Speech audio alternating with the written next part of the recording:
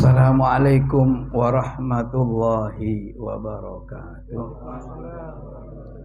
Bismillah walhamdulillah wassalatu wassalamu ala sayyidina Rasulillah Muhammad ibn Abdullah wa ala alihi wa ashabihi wa azwajihi wa ahli baitihi wa dzurriyyatihi wa man wala wala haula wala quwwata illa billahil aliyyil azim. Amma ba'du. Rekan-rekan sekalian, jamaah zikir wal mudzakarah al mutahabbin yang saya muliakan dan mudah-mudahan kita mulia di sisi Allah Subhanahu wa taala. Mudah-mudahan juga kita mendapat derajat yang mulia di sisi baginda Sayyidina Rasulullah sallallahu alaihi wa alihi wasallam. Amin Allahumma amin. Alhamdulillah, pada malam hari ini telah kita laksanakan zikir rutin, doa rutin melalui tawassul bil Fatihah, Asmaul Husna dan lain-lain, juga tawassul dengan maqam wa karamat wa huququl habaib wal a'immah sahibur ratib. Insyaallah mudah-mudahan apa yang kita lakukan dikabulkan oleh Allah Subhanahu wa taala dan kita diberi ilmu yang bermanfaat. Amin Allahumma ya rabbal alamin. Langsung saja setelah kita bersyukur kepada Allah atas karunia taufik hidayah, di mana dengan taufik hidayah itu kita bisa berkumpul pada malam hari ini untuk jangkepi, kata orang Jawa, jangkepi pertemuan kita juga sebagai tahqiq dari keinginan kita untuk mendapat derajat yang mulia di sisi Allah, mendapat derajat yang mulia di sisi baginda Rasulullah sallallahu alaihi wasallam. Maka di sini akan saya bacakan sari dari kitab Ihya Ulumuddin yang kebetulan saya bacakan pada malam hari ini adalah tentang tata krama zikir, khususnya tata krama doa, tata krama, tata cara maupun adabnya orang berzikir, atau lebih-lebih lagi adabnya orang berdoa. Di sini Imam Al-Ghazali di dalam kitabnya Juz 1 bab doa itu menerangkan tentang beberapa ketentuan yang berkaitan dengan doa agar doa kita ini dikabulkan oleh Allah Subhanahu wa taala. Bagaimana caranya agar doa, termasuk zikir, termasuk bacaan Al-Qur'an, termasuk bacaan sholawat kita ini nafi' wa muntafa', bermanfaat dan mempunyai bekas-bekas kemanfaatan ke dalam jiwa kita. Ini hendaknya kita lakukan. Yang jauh lebih penting dari apa yang kita lakukan itu adalah tata krama dan doa bagi setiap jenis ibadah yang kita lakukan. Kalau kita akan melakukan sholat, maka tentu memperhatikan, memelihara tentang adab bersolat, baik itu menjelang sholat, persiapan mau sholat, maupun mulai masuk sholat. Yang jauh lebih penting daripada doa-doa yang kita bacakan itu adalah tata krama atau doanya orang sholat itu sendiri. Nah, demikian juga membaca sholawat, berzikir. Nah, di sini Imam Ghazali menerangkan adab doa. Kenapa saya ambil sari doanya atau Imam Ghazali secara khusus kok adab doa yang dikedepankan? Karena ad-doa mukhul ibadah. Ad-doa mukhul ibadah. Doa itu sumsumnya ibadah. Nek cara Gus Ali Muhammad, ndonga iku uteke ibadah. Tapi diplesetno mbek Gus Ali zaman di Maulana Malik Ibrahim. Ojo ana sing mulih doa mukhul ibadah. Ndonga iku uteke ibadah. Sing mulih gak diutek. Tapi itu plesetan. Sebenarnya yang dikehendaki oleh hadis adalah doa mukhul ibadah. Doa itu adalah sumsumnya ibadah. Boleh juga kalau diibaratkan kepada sosok manusia, sosok makhluk, maka doa itu adalah otak daripada manusia itu sendiri. Karena otak, maka ia memegang peranan penting dan paling bermutu di antara organ tubuh yang lain.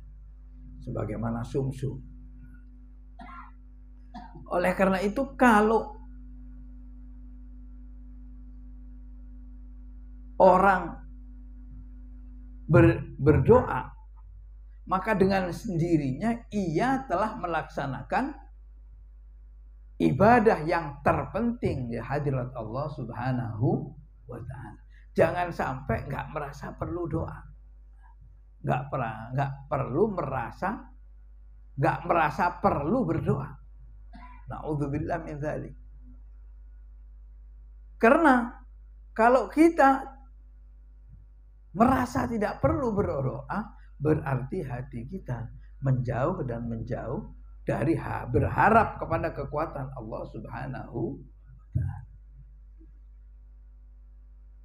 Bahwa kita kemudian banyak baca Al-Quran, banyak baca istighfar, banyak baca sholawat, sampai tidak secara khusus berdoa, itu lain lagi babnya. Itu lain lagi babnya. Dan lain lagi hadisnya. Karena ada perintah seperti itu ada. Kalau orang sudah bersolawat, orang sudah baca Al-Quran, gak ndonga gak apa-apa. Terus Gusti Allah, man syaghalahul Quran wa dzikri an mas'alati aqaituhu afdhala ma u'ti asyakirin atau kama qala sallallahu alaihi wasallam. Barang siapa yang sibuk membaca Al-Quran, sibuk zikir, sibuk membaca sholawat, sampai gak sempat, bukan gak pengen, bukan gak merasa perlu, bukan. Tetapi saking hormatnya kepada Al-Quran, saking rindunya kepada Rasulullah sallallahu alaihi wasallam, karena orang bersolawat itu disebut-sebut menyapa Rasulullah. Man shalla alayya la yusalli ahadukum ilayya illa raddallahu ilayya ruhi hatta arudda alaihi salam atau kama qala sallallahu alaihi wasallam. Tidak ada satupun di antara kamu sekalian yang bersolawat kepadaku kecuali Allah kembalikan rohku ke jasadku sehingga aku menjawabnya secara jelas kepada solawatnya. Jadi ketika kita membaca solawat, itu Kanjeng Nabi itu ngerti ini sholawat dari fulan bin fulan bin fulan. Sing mulya bukan hanya yang membaca sholawat, tapi bapaknya ikut mulia. Karena disebut oleh Rasulullah fulan bin fulan bin fulan. Allahumma sholli ala Muhammad. Lain. Itu kalau orang sampai tidak sempat berdoa karena senangnya bersolawat. Tidak sempat, bukan tidak ingin dan tidak perlu, bukan. Saking hormatnya kepada kalamullah, karena disebut-sebut barang siapa yang ingin matur tengajengi Gusti Allah, maka hendaklah baca Al-Quran. Karena kalau sudah membaca Al-Quran, berarti dia sedang matur, sedang bermunajat, sedang wadul kehadirat Allah Rabbul Alamin. Sudah gak perlu lagi doa karena yang dibaca Al-Quran. Kalau itu bukan meninggalkan doa, bukan tidak perlu doa, tapi syaghalahu, sibuk, waktu habis untuk zikir, untuk salawat, untuk baca Al-Quran. Nah, tetapi kita tetap harus membaca hadis yang saya sebutkan tadi, ad-doa mukhul ibadah, bahwa doa itu adalah sumsumnya ibadah atau otaknya ibadah.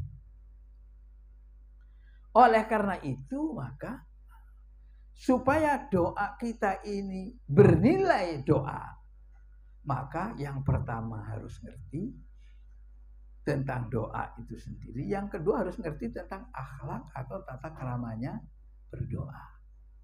Pertama, kita niat berdoa ini apa? Bukan komplain.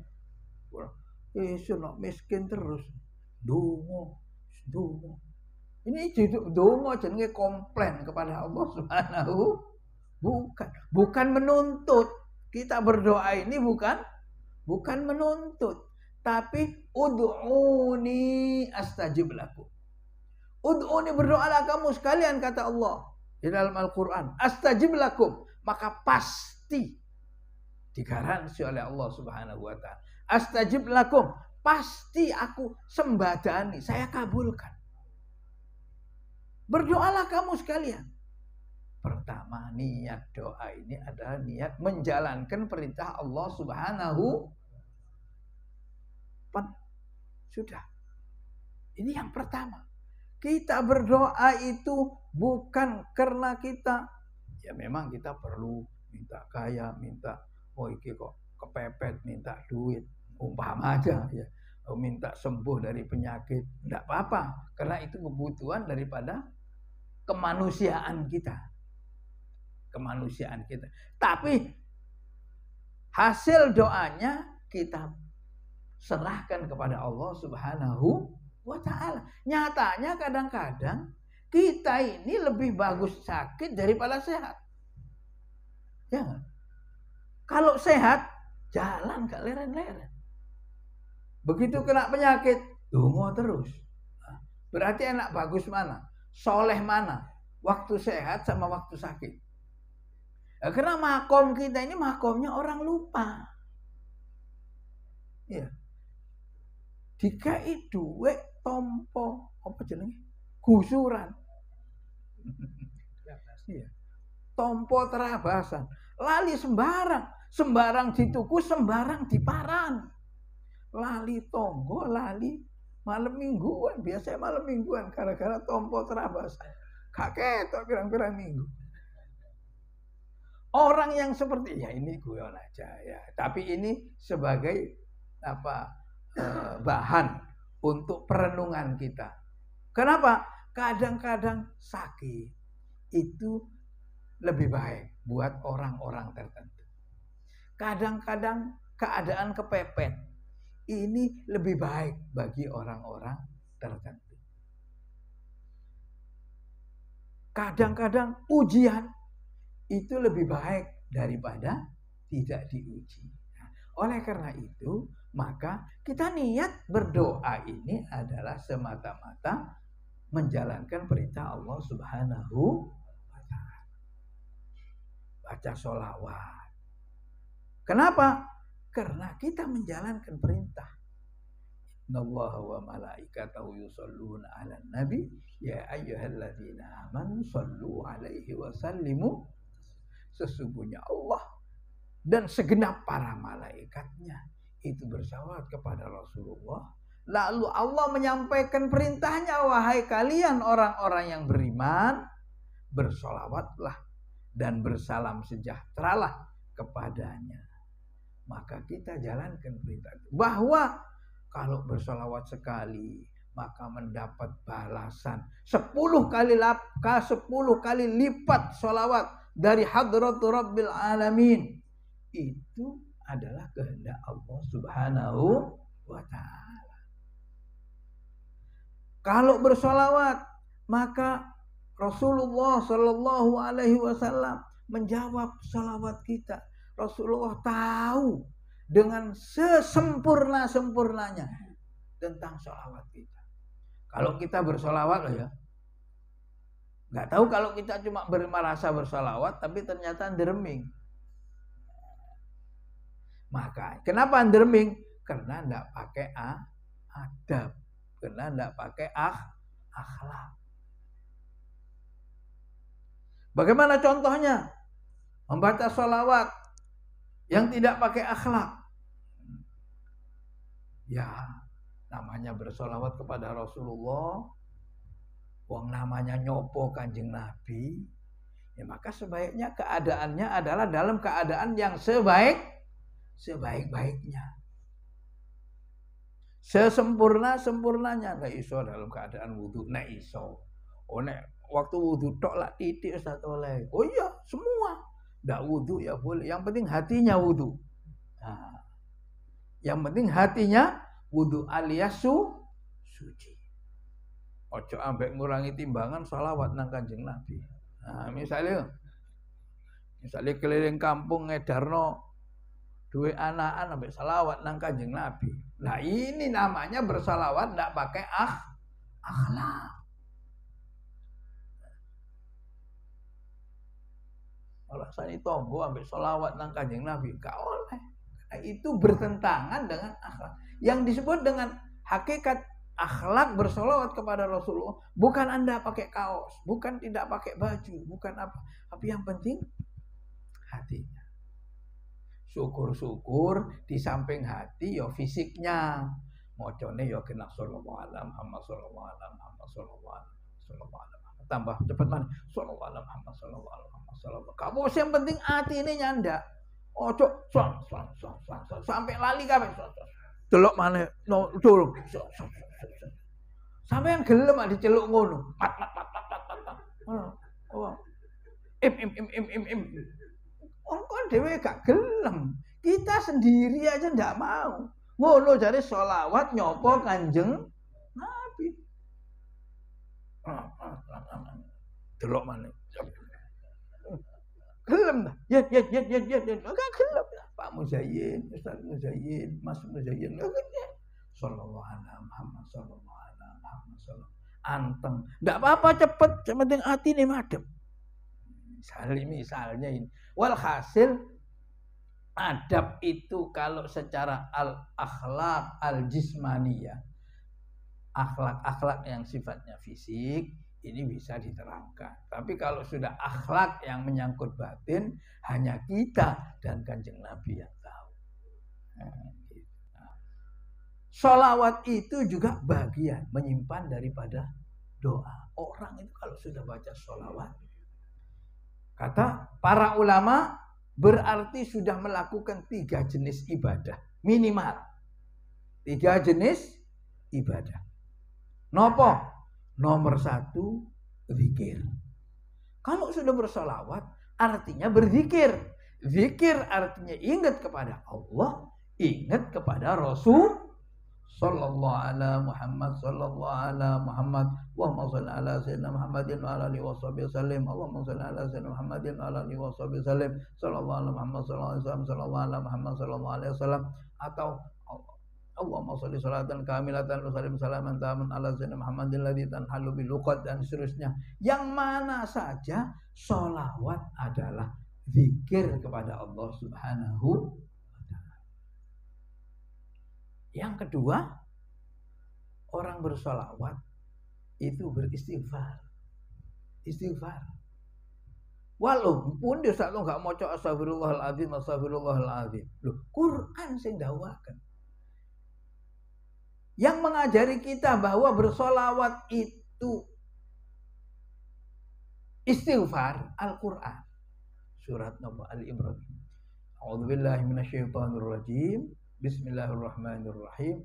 Walau annahum idzalamu anfusahum ja'uka fastaghfirullaha wastaghfara lahumur rasul lawajadullaha tawwabar rahima. Walau annahum lamuno pira-pira wong akeh sahabate Kanjeng Nabi ya wong beriman, idzalamu, ketika mereka membuat aniaya, ketika mereka berbuat aniaya anfusahum terhadap diri mereka, artinya berbuat salah, berbuat dosa, mbuh lapo, jauh datang kepadamu wahai Muhammad.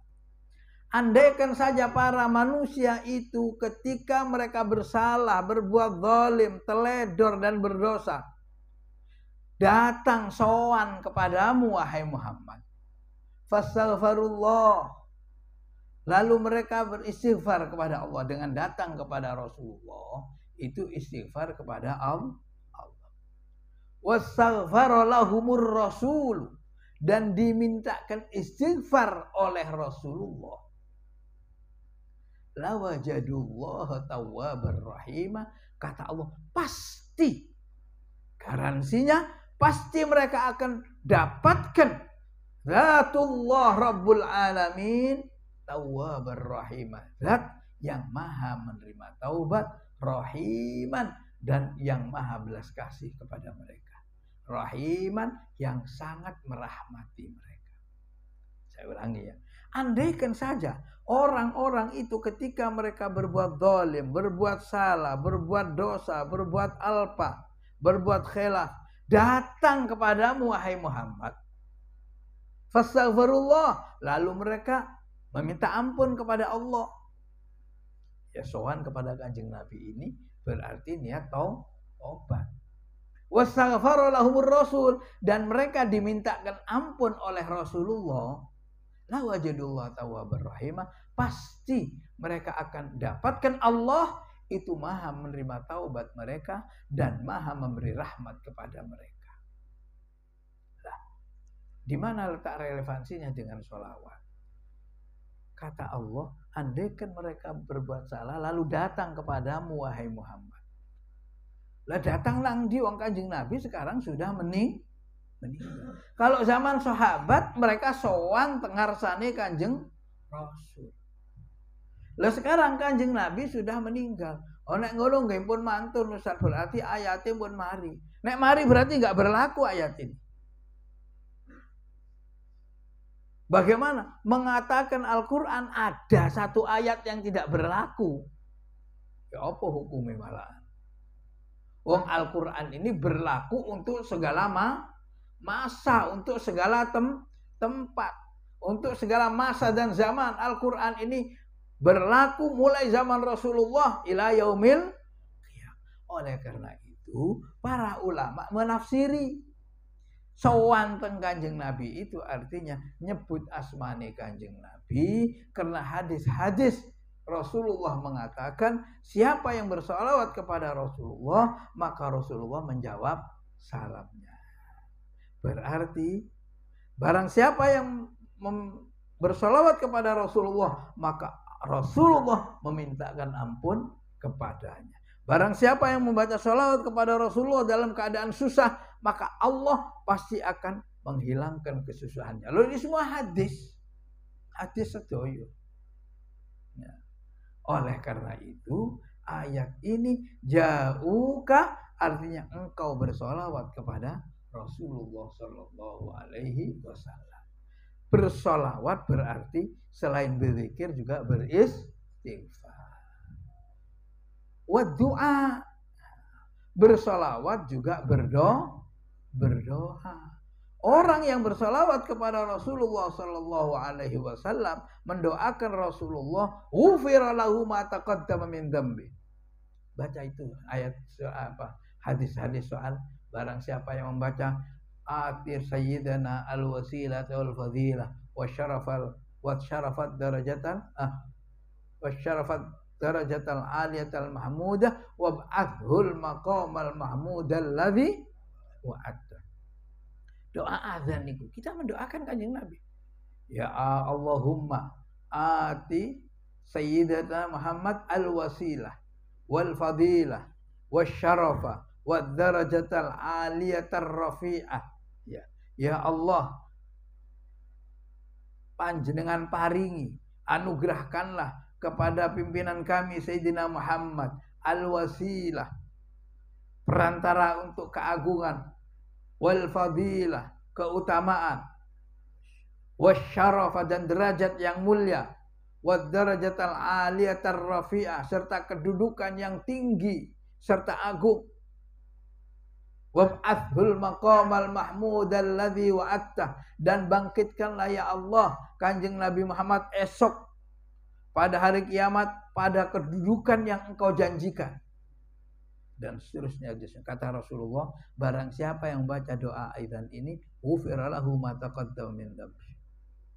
Lah kok penting-pentingnya Rasulullah ngajari kita supaya kita mendoakan Rasulullah itu. Di mana pentingnya doa kita untuk Rasulullah itu? Kalau bukan untuk kita sendiri.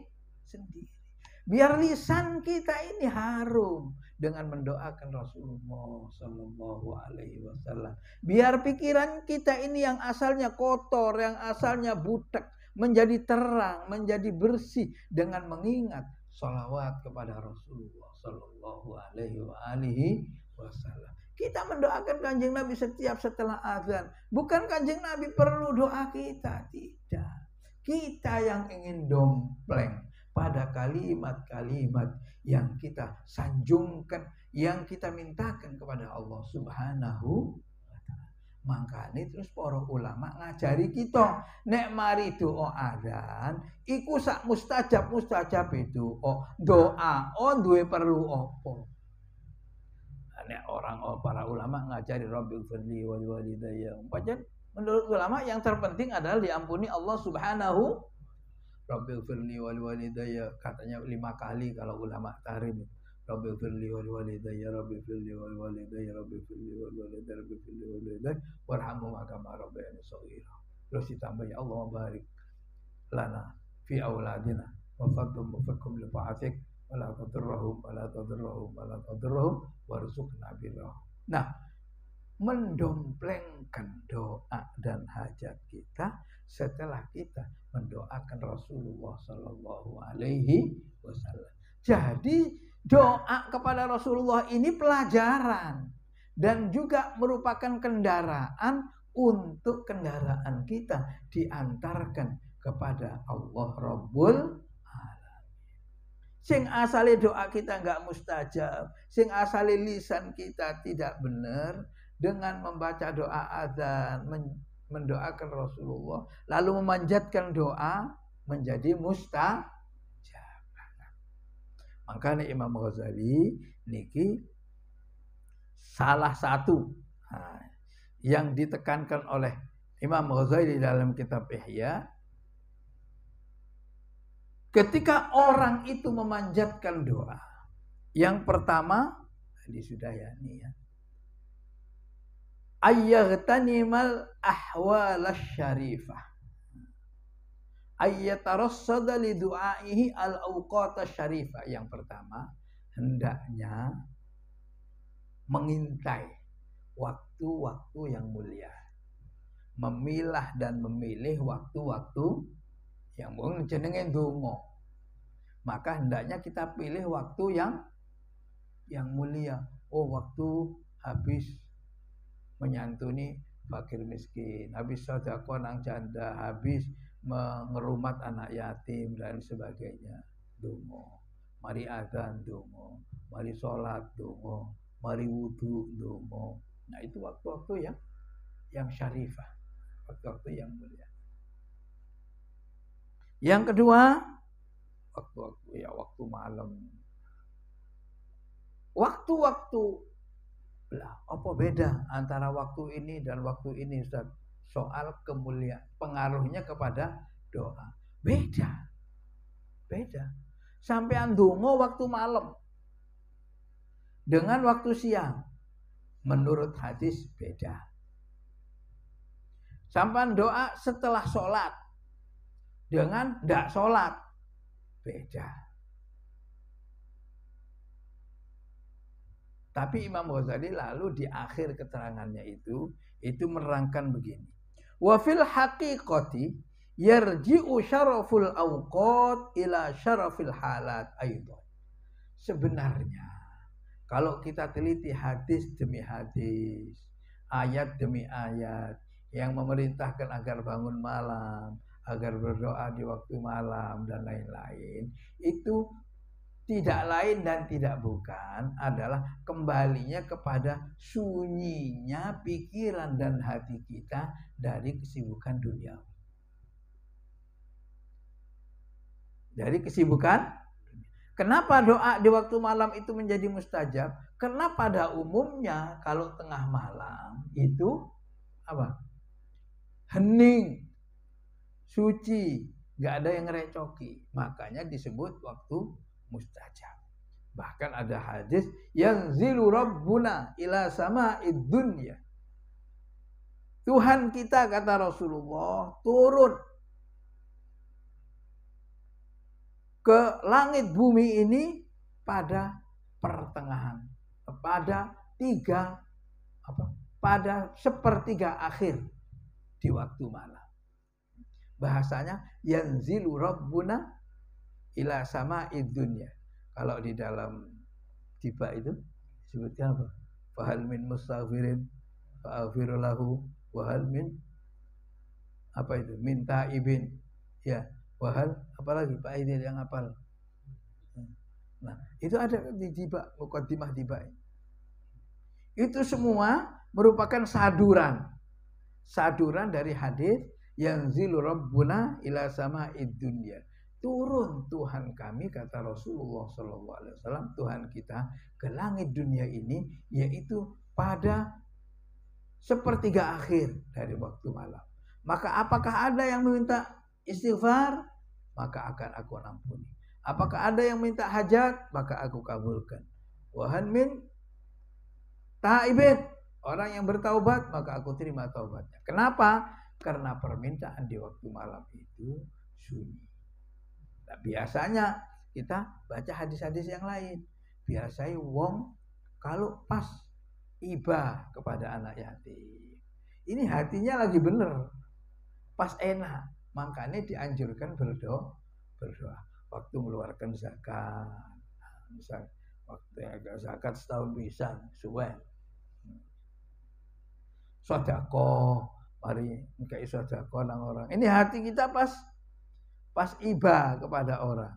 Itu kata para ulama, itu waktu termasuk waktu yang menggugah hati kita konsentrasi kepada Allah Subhanahu wa ta'ala.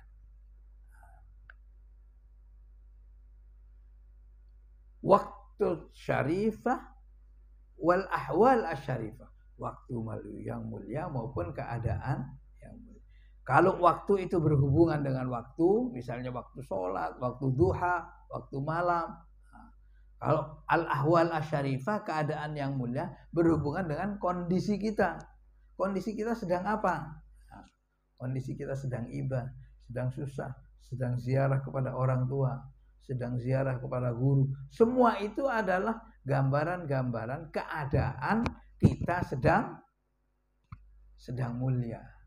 Dan insya Allah doanya diijabahi oleh Allah Subhanahu wa ta'ala. Kata Imam Ghazali, tapi saya cuma nerangkan dua itu saja. Kita ada berdoa asyaratun 10. Yang 8 menyusul. Dua saja karena waktunya sudah jam 9. Nah, kalau istilah orang kerja deadline ini sudah. Waktunya habis. Mudah-mudahan waktunya saja yang habis. Insya Allah hati kita tetap hidup, pikiran kita tetap ingat, semangat kita tentang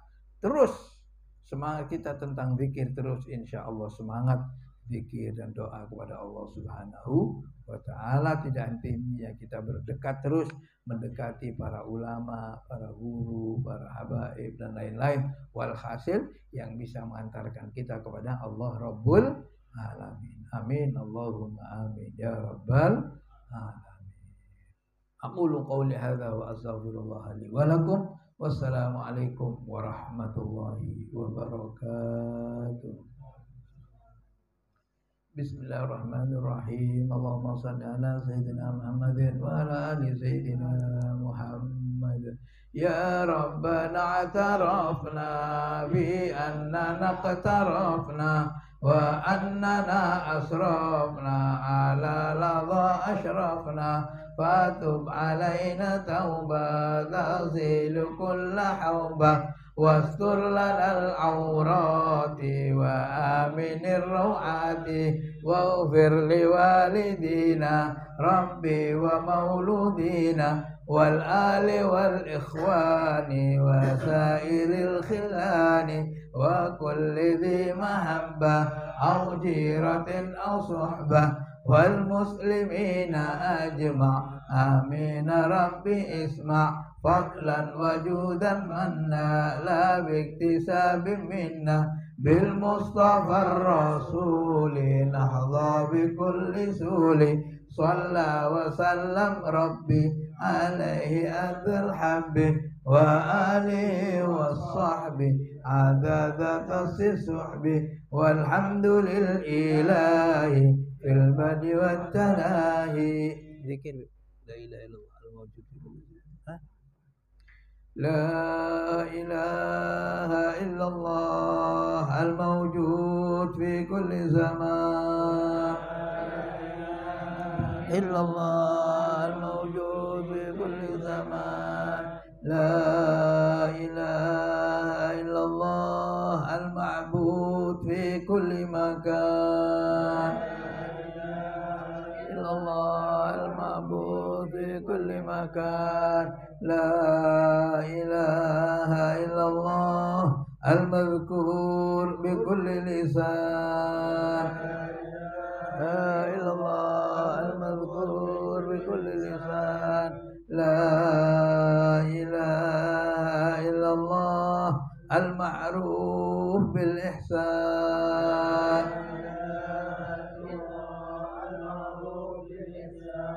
لا إله إلا الله كل يوم هو في شان.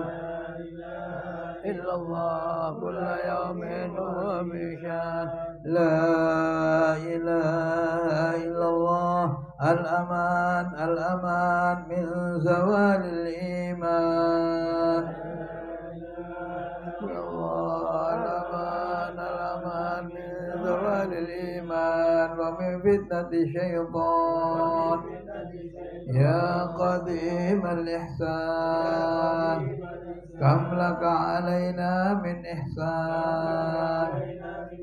إحسانك القديم يا حنان يا منان يا رحيم يا رحمن يا غفور يا غفار. اغفر لنا وارحمنا وأنت خير الراحمين. وصلى الله على سيدنا محمد وعلى آله وصحبه وسلم. قنut. آمين يا رب العالمين. آمين آمين آمين آمين آمين آمين يا رب العالمين. آمين يا رب العالمين. آمين يا رب العالمين. آمين يا رب العالمين. آمين آمين آمين. بسم الله الرحمن الرحيم. الحمد لله رب العالمين الرحمن الرحيم مالك يوم الدين. إياك نعبد وإياك نستعين. اهدنا الصراط المستقيم صراط الذين أنعمت عليهم غير المغضوب عليهم ولا الضالين. آمين. سبحانك اللهم وبحمدك أشهد أن لا إله إلا أنت نستغفرك ونتوب إليك. سبحانك اللهم وبحمدك أشهد أن لا إله إلا أنت نستغفرك ونتوب إليك. سبحانك اللهم وبحمدك أشهد أن لا إله إلا أنت نستغفرك ونتوب إليك. سبحان ربك رب العزة عما يصفون وسلام على المرسلين والحمد لله رب العالمين. Terima kasih atas kehadiran semuanya. Wa ala rasulih Muhammadul Habib Abdul Rahman bin Syahri Yunus, Muhammad Abdul Tahir Al-Habsyi, Pak Husain, Bapak Makmun, Pak Haji Agus dan lain-lain semuanya saja. Pak Yudi dan lainnya. Taqabbalallahu minna wa minkum.